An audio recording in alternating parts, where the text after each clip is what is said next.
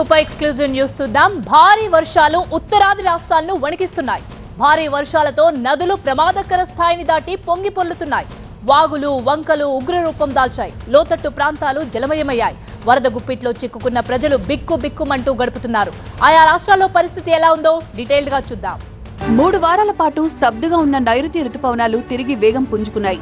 దీంతో ఉత్తరాది రాష్ట్రాలు భారీ వర్షాలు వణికిస్తున్నాయి. ముఖ్యంగా గుజరాత్, మహారాష్ట్ర, ఉత్తరాఖండ్ రాష్ట్రాలను వర్షాలు ముంచెత్తాయి. వీధులు నదులను తలపిస్తున్నాయి. కాలనీలు కాస్త చెరువులుగా మారిపోయాయి. చాలా చోట్ల ఇళ్లు నీట మునిగాయి. మోకాళ్లోతు నీళ్లలో ప్రజలు చాలా ఇబ్బందులు పడుతున్నారు. కాలనీల్లో అపార్ట్మెంట్ల సెల్లార్లలోకి నీళ్లు రావడంతో వందలాది మందిని సురక్షిత ప్రాంతాలకు తరలించారు. భారీ వర్షాల ధాటికి గుజరాత్ అతలాకుతలమైపోయింది. అనేక ఇళ్లు దెబ్బతిన్నాయి. పలుచోట్ల పిడుగులు పడ్డాయి. అహ్మదాబాద్, రాజ్కోట్, గాంధీనగర్, మెహ్సానా, సూరత్లో వరదలు ముంచెత్తడంతో రహదారులన్నీ నీట మునిగాయి. స్కూళ్లకు అధికారులు సెలవులను ప్రకటించారు. రానున్న 3 రోజుల్లో భారీ వర్షాలు కురిసే అవకాశముందని ఐఎండీ తెలిపింది.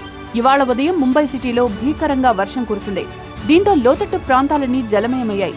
Kings circle, Mantralaya, Dadar TT east, Parel TT, Kala Chowki, చించిపోకలి, Dadar స్టేషన్లలో నీళ్లు నిలిచాయి.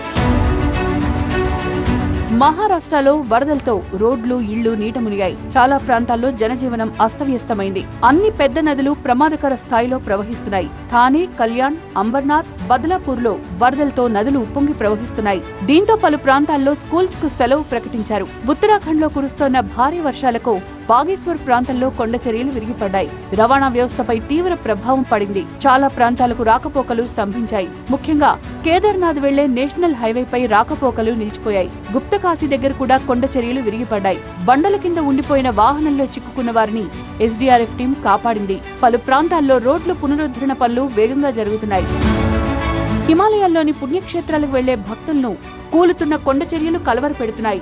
వైష్ణోదేవి మార్గంలో హిమ్కోటి సమీపంలో కొండ చర్యలు విరిగిపడ్డాయి. దీంతో బ్యాటరీ కార్ సేవలు నిలిచిపోయాయి. ప్రత్యామ్నాయ మార్గం నుంచి భక్తులను పంపిస్తున్నారు.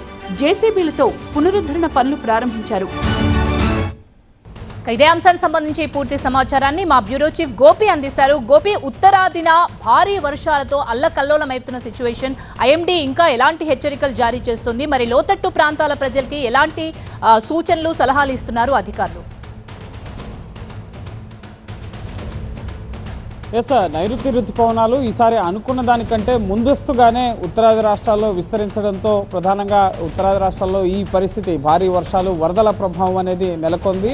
యాక్చువల్గా జూలై 8వ తేదీ నాటికి నైరుతి రుతుపవనాలు ఉత్తరాది రాష్ట్రాల్లో విస్తరించాల్సి ఉంటుంది. కానీ అనుకున్న సమయానికంటే ముందస్తుగానే జూన్ నెలాఖరికే మరో 24 గంటల నుంచి 36 గంటల లోపు ఢిల్లీని ఈ నైరుతి రుతుపవనాలు తాకబోతున్నాయి. సో రాజస్థాన్, అలాగే ఢిల్లీ, యూపీ, హర్యానా ఈ ప్రాంతాల్లో, ఉత్తరాఖండ్, హిమాచల్ ఈ ప్రాంతాల్లో భారీ వర్షాలు కురవబోతున్నాయని చెప్పి భారత వాతావరణ శాఖ హెచ్చరికలు జారీ చేయడం జరిగింది. వచ్చే 3 రోజుల్లో కూడా ఇటు భారీ నుంచి అతి భారీ వర్షాలు ఉంటాయి. సో ప్రజలు అప్రమత్తంగా ఉండాలన్న హెచ్చరికను కూడా ఇటు వాతావరణ శాఖ వెల్లడించింది. మధ్యప్రదేశ్లో ఒకే రోజు 27వ తేదీ నుంచి 29వ తేదీ మధ్యలో 20 సెంటీమీటర్ల వర్షపాతం నమోదవుతుందన్న హెచ్చరికల్ని కూడా ఐఎండీ జారీ చేయడం జరిగింది. అలాగే ప్రస్తుతం మహారాష్ట్రలో చూసినట్లయితే కనుక జూన్ నెలలో ఇప్పటివరకు 18 మంది చనిపోయారు.